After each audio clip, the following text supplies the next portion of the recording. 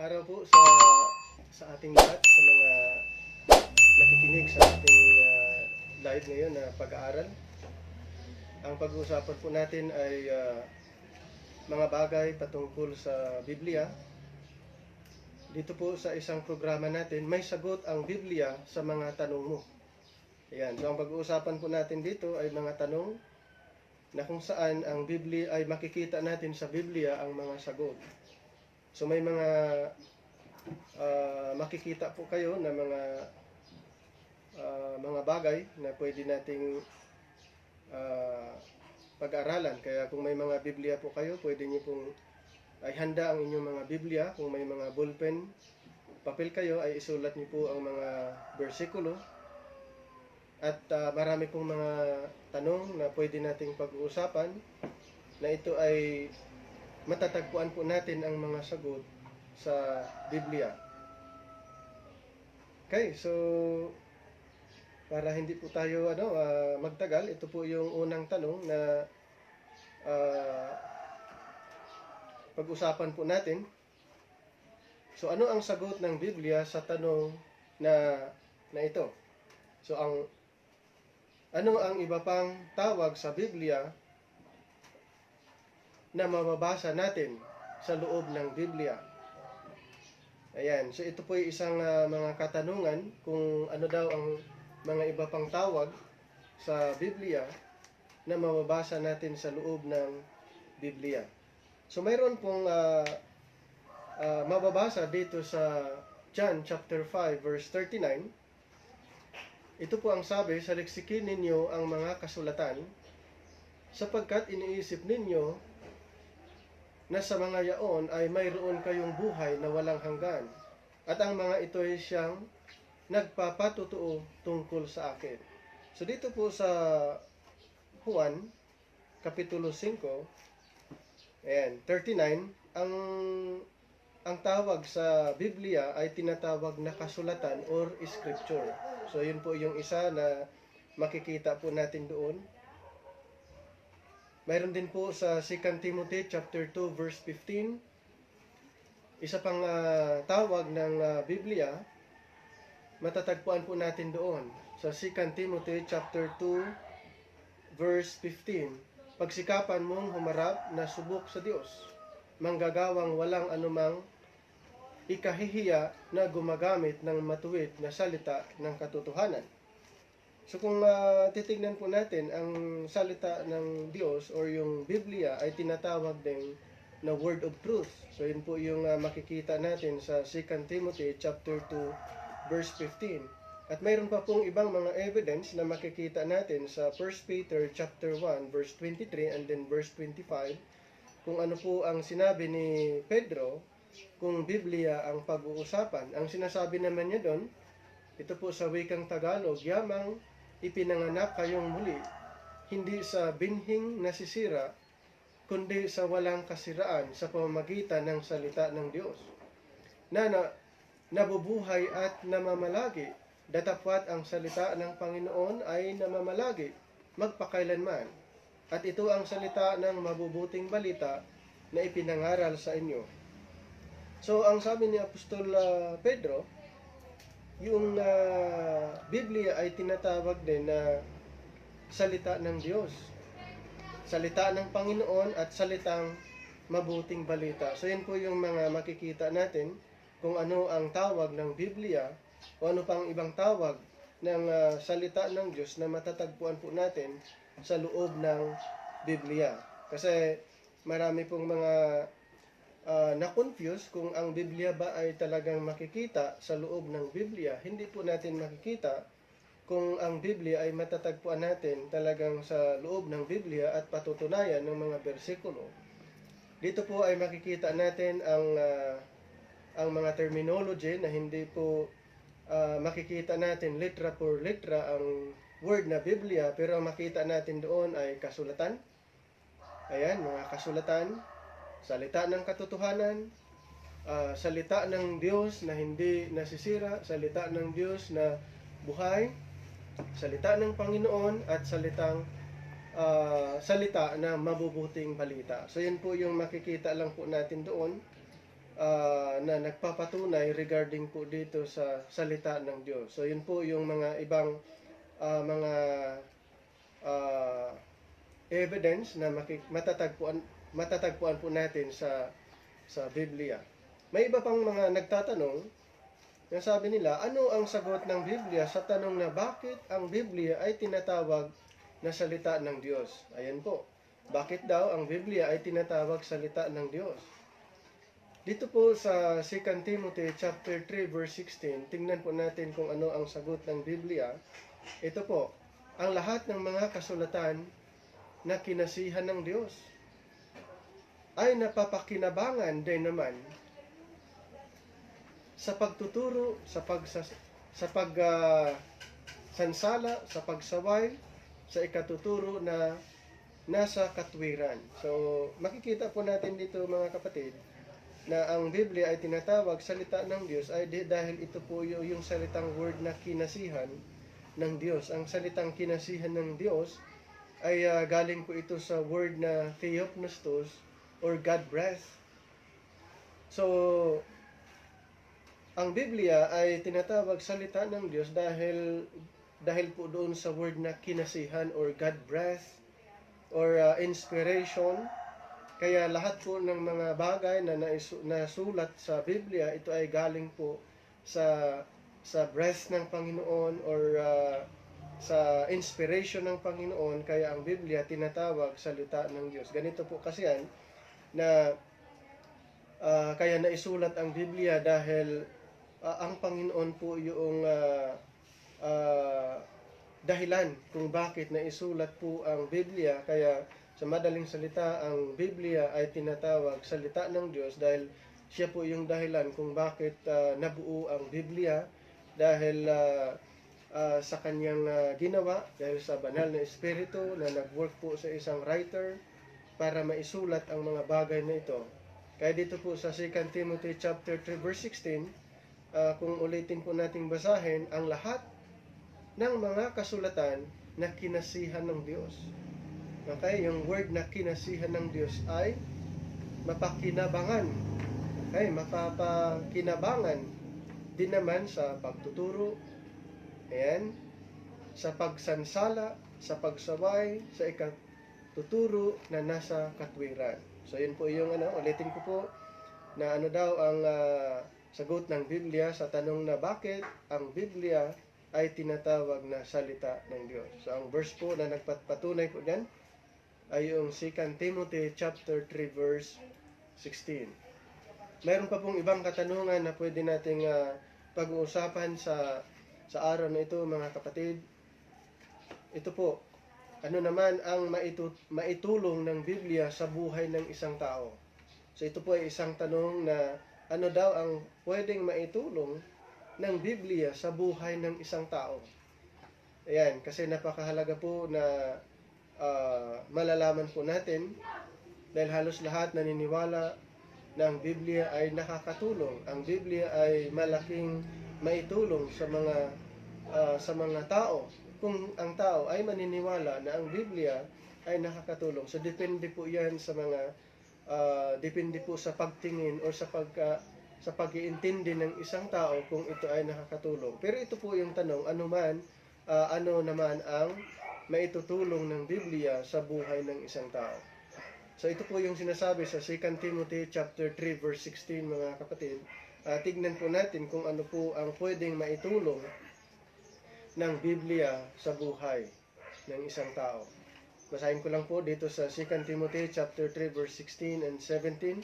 Ang lahat ng mga kasulatan na kinasihan ng Diyos ay mapakinabangan din naman sa pagtuturo. Ayan, una po yung sa pagtuturo, sa pagsansala, sa pagsaway, sa ikatututo na nasa katwiran, upang ang tao ay maging sakdal, tinuruang lubos sa lahat ng mga gawang mabuti. So, makikita po natin dito, ayon ni Apostol Pablo, na ang Biblia ay talagang nakakatulong sa pagtuturo, sa pagsaway, or kung ano man ang mga instruction na makikita po natin doon. Ang Biblia po ay malaking maitutulong po sa atin mga kapatid. kung ito ay paniwalaan natin, kung ito ay ating i-apply, na pwedeng makatulong sa atin ang banal na salita ng Diyos. Mayroon din pong sinasabi si Apostol Pedro dito sa 2 Peter chapter 1 verse 21. Ang sabi naman niya, sapagkat hindi sa kalooban ng tao dumating ang hula kailanman, kundi ang mga tao ay nagsalita buhat sa Diyos na nangaudyukan ng Espiritu Santo. Ayan po. So makita po natin dito na talagang ang banal na salita ng Diyos ay nakakatulong talaga sa tao. Kung gusto natin na magkaroon ng mas deeper pagkakaintindi, aralin, paniwalaan, at syempre sa tulong ng Panginoon, at kailangan po nating paniniwalaan po natin na ang Biblia ay nakakatulong po sa buhay ng isang tao. Kasi napakahalaga po na alamin po natin, saliksikin, at marami pa pong mga kapamaraanan kung paano saliksikin ang salita ng Diyos. Pero isa po dito na talagang paniwalaan po natin na makakatulong po ang Biblia sa buhay ng isang tao. Kahit sino po na gusto po na matulungan, gusto po na magkaroon ng magandang pagkakaintindi or interpretasyon sa loob ng Biblia, ito po ay kailangan lang po natin na maniwala. Paniwalaan po natin na ang Biblia ay salita ng Diyos at nakakatulong po sa lahat ng tao, sa lahat ng mga naniniwala po. Pero pag hindi po natin paniniwalaan, siyempre hindi po nakakatulong ang salita ng Diyos. Ito po ay nakadepende lamang po kung paniwalaan natin o hindi. Pero sa mga naniniwala po na ang Biblia ay nakakatulong, ay talagang 100% ay talagang makakatulong talaga ang banal na salita ng Diyos. Ayun po. Mayroon pa pong tanong na ang sabi, ano ang pinakalayunin kung bakit naisulat ang Biblia? Yan, ano daw ang layunin? Ano ang purpose kung bakit ang Biblia ay naisulat? Ayan. So ito po ay isang katanungan na makikita po natin ang kasagutan dito sa Juan. Yan, mayroong sinasabi dito si Juan. Juan 20:31.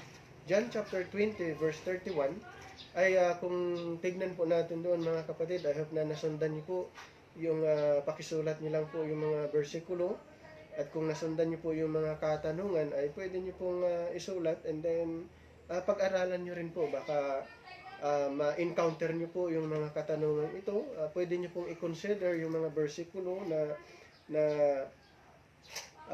yung nabanggit po natin para makatulong din po sa inyo. Kung mayroon pa po kayong mga ibang mga bersikulo na nagpapatunay, at least ito po ay additional lamang po sa mga verses na inyo pong yung na-gather. Yan. So kung ma-encounter nyo ang mga katanungan ito na ano daw o ano ang pinakalayunin kung bakit naisulat ang Biblia.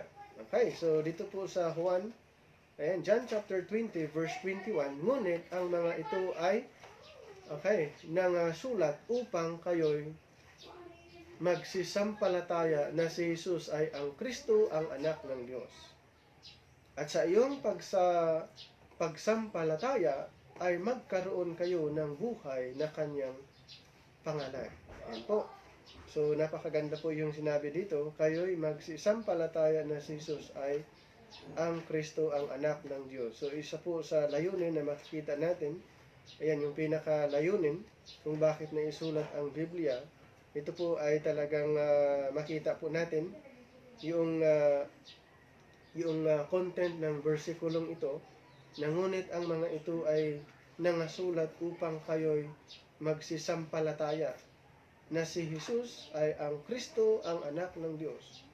At sa iyong pagsampalataya ay magkaroon kayo ng buhay sa kanyang pangalan. So yun po yung isa sa purpose or layunin ng Biblia kung bakit maisulat, upang parating sa atin, mai-explain sa atin, maipaliwanag sa atin na ang mga bagay na ito ay naisulat upang malaman natin na ang Panginoong Hesus ay anak ng Diyos at sa lahat ng mga sumampalataya sa Kanya ay magkaroon ng buhay na walang hanggan. Ito po ay isang libro na doon po natin makikita na kung ano po ang magiging sitwasyon po natin pagdating ng panahon. Hindi po ito nabanggit sa mga secular books. Ito po ay matatagpuan lang po natin sa Biblia. Yung mga bagay na ito, kung pag-uusapan po natin, ang buhay na walang hanggan, matatagpuan lang po natin sa Biblia. Hindi po natin matatagpuan kahit anong mga libro maliban po sa Bible. At tungkol po sa tagapagligtas, matatagpuan lang din po natin sa Biblia, hindi po sa ibang mga libro, mga secular na mga libro. Ito po ay matatagpuan po natin sa salita ng Diyos, ang Biblia. Ito po ay nagpapatunay na kung saan ang Panginoon ay concern sa buhay po natin. Kaya po mayroong Biblia na magtuturo din po sa atin. Malalaman po natin kung ano ang plano ng Panginoon, layunin ng Panginoon, kung bakit naisulat ang Biblia. Mayroon din pong sinasabi si Apostol Pablo sa 2 Timothy chapter 3 verse 15. Mayroon po siyang sinasabi doon, sabi dito, at mula sa pagkasanggol ay iyong nalalaman ang mga banal na kasulatan. Ito po ay ang tinutukoy po dito, ito si Timoteo, at sinabi ni Apostol Pablo regarding po sa kasulatan. Ayan, sabi niya, at mula sa pagkasanggol ay iyong nalaman ang mga banal na kasulatan na makapagpadunong sa iyo sa ikaliligtas sa pamamagitan ng pananampalataya kay Kristo Jesus. Ayan po. So, napakaganda po mga kapatid. Makita po natin at nalalaman po natin na kung ano po yung talagang layunin, kung bakit na isulat ito upang malaman po natin na mayroong tagapagligtas, kaya mayroong ililigtas, ayan, sa pamagitan ng pananampalataya kay Kristo Jesus. So, ito po ay masusumpungan lamang sa mga naniniwala. Paano kung hindi sila naniniwala sa salita ng Diyos? Kung hindi naman sila naniniwala sa salita ng Diyos, ay ito pong yung pinag-uusapan po natin ay hindi po ito ay effective sa kanila. Okay? So ito pong pinag-uusapan natin sa mga naniniwala lang po na ang Biblia ay naisulat para po malaman natin na mayroong creator. Okay? Mayroong creator, mayroong naglalang sa mundo po natin. Okay? Mayroong may tagapagligtas. Yan, may mga makasalanan at ang Panginoon ay nagturo ng tungkol sa buhay na walang hanggan at nagturo din siya tungkol sa patutunguhan ng tao kung ito ay maniniwala. Kaya napakaganda po mga kapatid kung pag-uusapan po natin ang mga bagay na ito dahil makita po natin na talagang ang Biblia ay naisulat para po malaman po natin na mayroong Diyos, mayroong talagang tagapagligtas at makita po natin dito yung kung ano yung requirements ng ating Panginoon, kung paano natin makamtan ang mga bagay na ito. So isa lang po makita po natin dito ay maniniwala po tayo. Pero pag hindi tayo maniniwala, hindi po natin masusumpungan ang itinuturo ng Biblia, itinuturo ng Panginoon para po sa atin. So napakahalaga po mga kapatid na paniwalaan po natin ang sinasabi ng ating Panginoon. Paniwalaan po natin kung ano po yung nasa Biblia. Aralin po natin kung ano po yung mga bagay na ito, kung ito ay nakakatulong or hindi. Depende po yun sa tao. Depende po sa pananaw ng isang tao kung paniniwalaan nila o hindi. Pero ito po ay makikita po natin na talagang ang Panginoon ay nagtuturo regarding po sa mga bagay na ito. Bakit niya kailangan pong pumunta sa mundong ito? Bakit kailangan niyang mamatay? Kung hindi naman ito na napakahalaga yung ating Panginoong Hesus. So mayroon po siyang plano. Ang plano po niya ay isa po na ang tao ay maligtas. Kasi ang plano po niya na ang tao ay makakasumpong ng katotohanan. Ayan. So talagang napakaganda na pag-aaralan po natin yung mga bagay na ito dahil sa mga bagay na ito ay mayroon po tinatawag na additional po. Meron po tayong mga natutunan kasi sa panahon po natin ngayon ay madali pong matuto ang tao. Sa panahon po natin ngayon, madali po tayong maka-acquire ng information. Kaya ito po ay additional lamang sa mga natutunan po natin at pwede nating i-consider kung itong mga bagay na ito ay nakakatulong.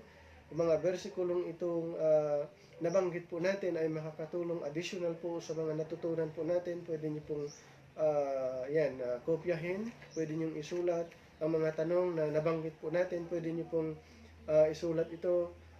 At yun nga, katulad ng nabanggit ko po, pwede po itong pwede nyo pong ma-encounter, pwede nyo pong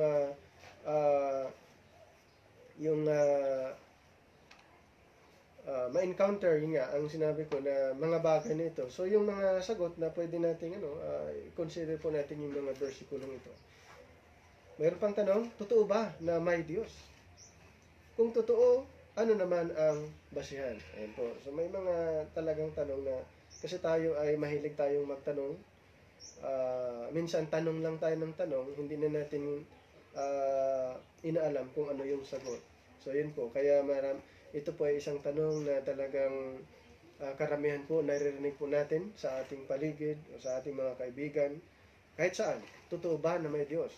Ayan. Kung totoo, ano naman ang basihan? Ayan po. Kung pupuntahan natin ang Genesis chapter 1 verse 1, nang pasimula ay nilikha ng Diyos ang langit at ang lupa. So ito po ay isang basis or basihan po natin kung sinasabi na totoo ba na may Diyos at ano yung basihan. Siyempre, kung balikan po natin sa Genesis, ayon sa Biblia, nang pasimula ay nilikha ng Diyos ang langit at ang lupa. So, sino ang naglikha ayon sa versikulong ito? Sino ang naglikha ng langit at ang lupa? Ayan, ayon sa versikulong ito, ang Diyos. So, ito po ay nagpapatunay talagang mayroong Diyos na tagapaglikha. At paano naman natin ito malalaman? Mayroon pong sinasabi doon sa Hebrews chapter 11, verse number 6. At kung walang pananampalataya ay hindi maaaring maging kalugod-lugod sa Kanya.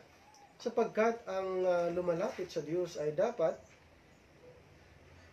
sumampalatayang may Diyos. At siya ang tagapagbigay, tagapagbigay ganti sa mga sa Kanya nagsisihala. Dito po kung titingnan po natin mga kapatid sa Hebrews 11 ayan, verse 6. So kailangan po nating paniwalaan. Ayan, kung hindi po natin paniwalaan, so hindi natin masasabi na may Diyos kung hindi naman tayo naniniwala na mayroong Diyos. Ayan, ang sekreto lang po dito para malaman natin na mayroong Diyos ay yung paniniwala. Pero pag hindi natin paniniwalaan na may Diyos ay talagang hindi natin tanggapin na talagang mayroong Diyos nang siyang tagapaglikha. Pero ito pong makikita natin, pag sinasabi natin kasing walang Diyos, mayroong sinasabi ang Salmo or Psalms chapter 14 verse 1. Ayan, sa mga nagsasabi na walang Diyos, ito po basahin ko po sa Psalms 14 verse 1. Ang mangmang ay nagsabi sa kanyang puso. Anong sabi niya? Walang Diyos. Yan. Sino ang nagsasabi na walang Diyos ay ang mangmang? So kung ang isang tao ay nagsasabing walang Diyos, ayon dito sa binasa po natin sa Psalms 14 verse 1, siya ay mangmang. Ayan. Sila'y nangapahamak. Sila'y nagsigawa ng kasuklam-suklam na mga gawa. Walang gumagawa ng mabuti. So kung sabihin natin mga kapatid na walang Diyos or marami tayong mga na-encounter na nagsasabing walang Diyos, dahil nga di natin alam kung ano yung pinaniniwalaan nila. Pero ang Biblia po ay mayroong sagot po doon sa mga nagsasabing walang Diyos. Ang mga nagsasabing walang Diyos ay ang mga mangmang. Sabi sa kanyang puso, walang Diyos. So ito po yung makikita natin. Kaya ulitin ko po, sa tanong na ito na sinasabing totoo ba na may Diyos? Kung totoo, ano naman ang basihan? So marami tayong basihan. Ito po ay mga ilan lamang sa mga basihan po natin na nagpapatunay na mayroong Diyos. Isa pa yan na pwede nating titignan yung ating paligid. Ayan, kung tumingala po tayo, Ayan, makikita natin, hindi pwede na sabihin tao ang gumawa niyan. Lahat ng yung mundo natin, yung dagat, yung langit, yung mga puno, at yung iba pa na mga nakikita po natin, ay yun po ay talagang ginawa ng ating Panginoon. Mayroong talagang tagapaglikha ang Diyos. Yan, ayon sa Genesis chapter 1, verse 1. Mayroon pang isang tanong na sabi daw, ano ang sagot ng Biblia sa tanong na nakikita ba ang Diyos? Wow, ang tindi naman to, no? May mga tao kasi na gusto nilang tingnan ang Diyos. May mga tao kasi na maniwala lang sila kung makita nila mismo na ito yung Panginoon.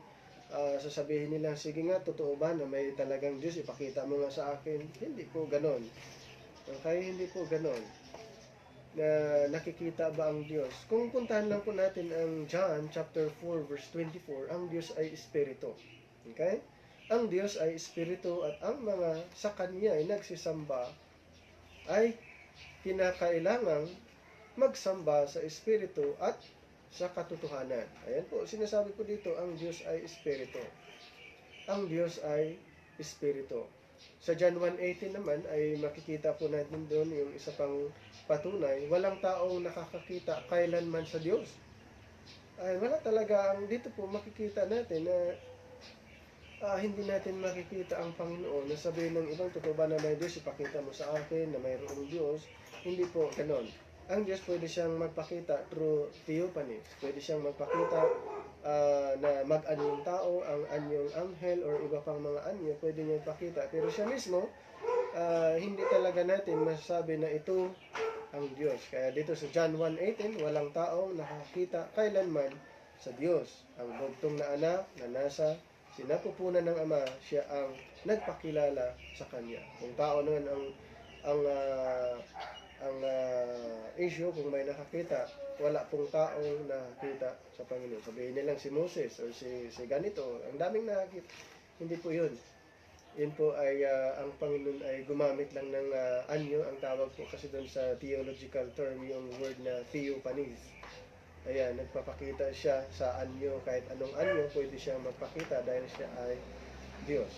Okay? So, John 4:24 and John 1:18, pwede nyo po yung isulat at yun nga, sabi na katulad ng nabanggit ko kanina, pwede nyo i-consider ang mga versikulong ito additional doon sa mga natutunan niyo po, additional doon sa mga na-gather yung mga versikulo, yung mga nabanggit po natin mga versikulo po. Ayan. At ito pa, mayroon pang iba pang tanong na sabi, ano daw ang sagot ng Biblia sa tanong na paano ba natin ma-describe ang Diyos?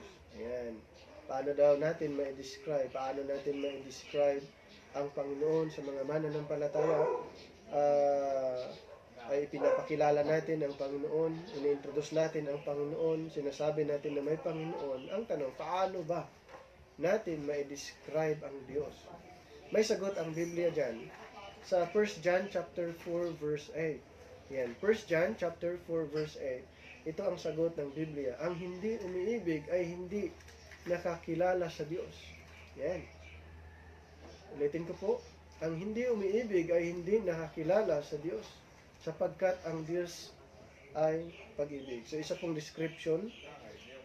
Isa po na description dyan na makikita po natin dito, ang Diyos ay pag-ibig. Mayroon pong din sinasabi doon sa Psalms chapter 103 verse 8. Ang Panginoon ay puspos ng kahabagahan at mapagbiyaya, banayan sa pagkagalit at sagana sa kagandahang loob. Mayroon din pong sinasabi doon sa Psalms 139 verse 7 to 8. Saan ako paroroon na mula sa iyong espiritu o saan ako tatakas na mula sa inyong harapan? Kung sumampa ako sa langit, nandiyan ka. Kung gawin ko ang aking higaan sa Sion, narito, ikaw ay nandoon. So, dito po makikita natin mga kapatid, kung paano natin ma-describe ang Panginoon. Pwede natin siyang ma-describe sa love. God is love. Pwede natin siyang ma-describe na siya ay merciful. Siya mercy, grace, at yung tinatawag na omnipresent, omnipotent. So, ang dami po natin pwedeng ma-describe kung description ng Panginoon ang pag-uusapan po natin, yun po ay mga description lamang. At marami pa po na pwede nating ma-describe ang ating Panginoon ayon sa salita ng Diyos, ayon sa Biblia. Marami po na pwede nating ma-describe, mga kapatid. Ito po ay mga ilan lamang ng mga bersikulo na pwede nating ma-describe ang Panginoon. Ang Diyos ay pag-ibig, merciful, graceful, at dito sa Psalms 139, siya po ay omnipresent. Ayan po. So, pwede nating i-describe sa ganong kapamaraanan, pwede nating i-describe ang Panginoon sa ganong mga kapamaraanan, mga kapatid. Pero marami pang iba na pwede nating i-describe ang ating Panginoon. Ayan. Mayroon ding sinasabi dito sa isang issue na pwede nating i-consider din. Ito po, may isang tanong, kaninong ama ang Diyos? Okay, kaninong ama ang Diyos? Intindi, no? Sabi na, ano ang sagot ng Biblia sa tanong na kaninong ama ang Diyos? Kaninong ama daw ang Diyos? Ayan, may sinasabi din po ang Biblia, o may sagot ang Biblia dyan sa Galatians chapter 3 verse 26, sapagkat kayong lahat ay mga anak ng Diyos. Ayun. Sapagkat kayong lahat ay mga anak ng Diyos sa pamamagitan ng pananampalataya kay Kristo Jesus. So pag sabihin natin kaninong ama ang Diyos, makikita po natin dito sa versikulong ito na lahat ay mga anak ng Diyos sa pamamagitan ng pananampalataya kay Kristo. Pwedeng sabihin ng isang tao, anak ng Diyos, pero kailangan po ay siya ay sumampalataya sa ating Panginoong Hesukristo. Pero pag sabihin natin hindi siya naniniwala sa ating Panginoong Hesukristo, hindi siya pwedeng sabing anak ng Diyos. Dahil sa ang sinasabi ng Biblia, ang tinatawag na anak ng Diyos ay ang mga naniniwala kay Kristo Jesus. So yun po yung mababasa natin doon. Hindi po natin pwedeng baguhin na hindi anak ng Diyos ang taong ito. Kung siya naman ay sumampalataya kay Kristo Jesus, hindi natin pwedeng sabihin na hindi siya anak ng Diyos. Yun nga na yun po ang sinasabi ng Biblia. Hindi po natin pwedeng baguhin ang sinasabi ng Biblia. Mayroon pa pong sinasabi ang Biblia dun sa 1 Peter chapter 1 verse number 3. Ayan, ito pong sinasabi niya, purihin nawa ang Diyos at Ama ng ating Panginoong Hesukristo. Ayan, Ama ng ating Panginoong Hesukristo na ayon sa kanyang malaking awa ay ipinanganak na muli tayo sa isang buhay na pag-asa sa pamamagitan ng pagkabuhay na maguli ni Hesukristo sa mga patay. Ayan po. So, makikita po natin dito na ang Ama, ang Diyos Ama, Ama ng ating Panginoong Hesukristo, at sa mga naniniwala ng ating Panginoong Hesukristo ay tinatawag din anak ng Diyos. Kaya, ikaw, kapatid, tayong lahat ng mga naniniwala ay tinatawag anak ng Diyos ayon po sa Biblia. So, hanggang dito muna ang ating pag-uusap at abangan po natin ang next na pag-uusapan po natin, mga kapatid. Dito sa programang ito, may sagot ang Biblia sa mga tanong mo. Ayan, may sagot ang Biblia sa mga tanong mo. Kung gusto niyo magtanong ay pwede po kayong mag-email sa akin. Ang email address ko po ay rextanchuan@yahoo.com. Pwede po kayong magtanong doon at pag-uusapan po natin kung ano yung mga katanungan nyo at pagtulungan po natin na hanapin sa Biblia ang mga sagot upang i-share din po natin sa iba na mga nagsasaliksik sa mga ibang nag-aaral na sa pamagitan ng programang ito ay makakatulong din po sa kanila ang programang ito. May sagot ang Biblia sa mga tanong mo. Maraming salamat and God bless us all.